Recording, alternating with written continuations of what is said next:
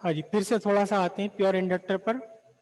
आपने ये सब किया था, यहाँ सारा काम किया आपने, ये यहाँ तक इक्वेशन आ गई, ये इक्वेशन, और यहाँ बीच में देखो ध्यान से एक सब्स्टिट्यूशन किया आपने, I not is equal to E not upon omega L. ये एक सब्स्टिट्यूशन यहाँ बीच में किया था हमने, क्या, ये इक्वेशन बनी थी E not by omega L sine omega T minus pi by 2, और मैक्सिमम करंट कब, जब इसकी वैल्यू 1 हो गई, साइन की पूरी की वैल्यू, और मैक्सिमम करंट की वैल्यू कितनी आई, ई नॉट बाय ओमेगा एल। ये मैक्सिमम करंट की वैल्यू आई। किस में है ये मैक्सिमम करंट, ये मैक्सिमम करंट है प्योर इंडक्टर के लिए, प्योर इंडक्टर के लिए ये मैक्सिमम करंट है। तो अब देखना थोड़ा सा इससे, यहां से हम एक चीज और निकाल लेते हैं, क्या,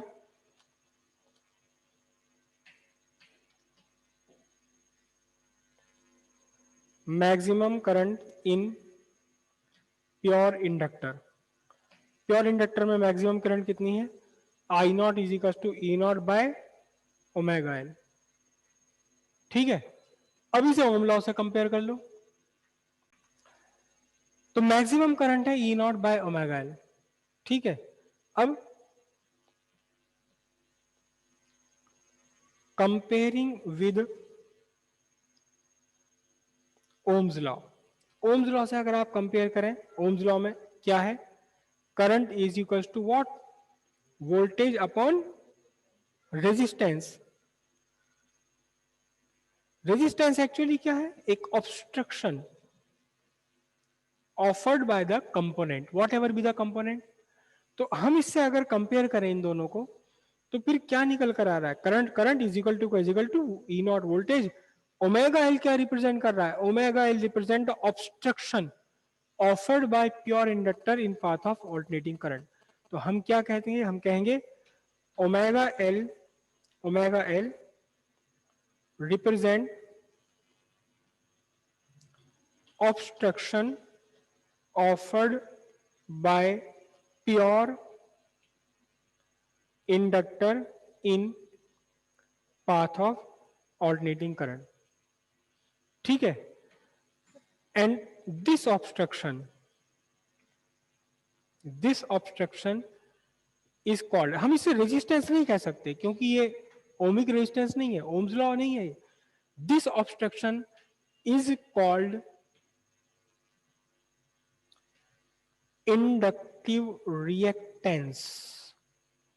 एक्स सी से इसे रिप्रेजेंट करते हैं, इंडक्टिव रिएक्टेंस एक्स सी। तो अब एक्स सी इंडक्टिव रिएक्टेंस एक्स सी कितना हो गया, बोलो, ओमेगा एल, या 1 upon omega L. Omega L लिखूं या 1 अपॉन ओमेगा एल लिखूं, अपॉन में नहीं आ रहा है, देखना ओमेगा अपॉन में ही तो आ रहा है, 1 अपॉन ओमेगा एल है।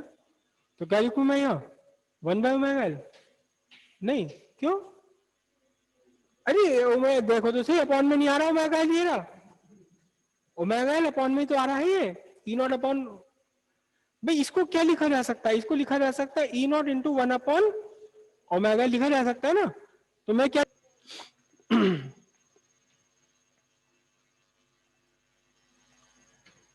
तो ये बना आपका एक्सी इक्वल्स ओमेगा एल, और ओमेगा को आप क्या रिप्रेजेंट कर सकते हो, ओमेगा होता है 2 पाई इंटू फ्रीक्वेंसी एल। ये आपका आ गया obstruction offered by pure inductor in the path of AC, and this obstruction is called inductive reactance for a given inductor L constant, pi और 2 कांस्टेंट। तो फिर सिंपल सी बात है क्या, X C directly proportional to F. जितनी ऊंची frequency होगी उतना ही ज्यादा ऑब्स्ट्रक्शन ऑफर करेगा, कौन, प्योर इंडक्टर।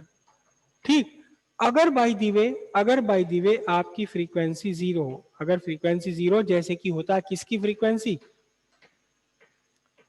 स्टडी करंट जो कांस्टेंट है, ना वेरिएशन हो रहा है उसमें मैग्नीट्यूड में, ना वेरिएशन हो रहा किसमें, डायरेक्शन में, तो उसकी फ्रीक्वेंसी जीरो है।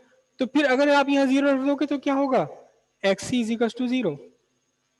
मतलब अगर आपने एक प्योर इंडक्टर को डाल दिया स्टडी करंट में, अगर आपने प्योर इंडक्टर, ये आपका एक प्योर इंडक्टर है, इसे आपने एक स्टडी करंट में लगा दिया, तो अब करंट के रास्ते में ये कोई ऑब्स्ट्रक्शन ऑफर ही नहीं करेगा, ये ऐसे हो जाएगा जैसे कि यहाँ लगा हुआ है ही नहीं, कोई काम करेगा ही नहीं बिल्कुल भी।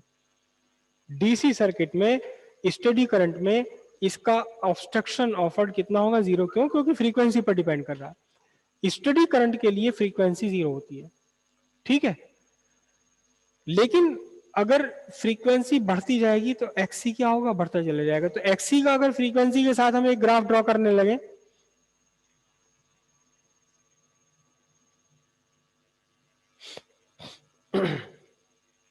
ये एक्सी और ये फ्रीक्वेंसी, जब फ्रीक्वेंसी जीरो तो एक्सी कितना है? जीरो। और जैसे जैसे फ्रीक्वेंसी बढ़ रही है वैसे वैसे एक्सी की वैल्यू क्या होगी? बढ़ती चली जाएगी। तो क्या मिलेगी आपको? एक सीधे सिंपल स्ट्रेट लाइन। अब क्या लिखोगे यहाँ? X C directly proportional to F. समझ आई बात? लेकिन अगर थोड़ा सा और डिस्कस कर लूं, यहीं पे थोड़ी सी और बात डिस्कस कर लूं, चलो इससे तो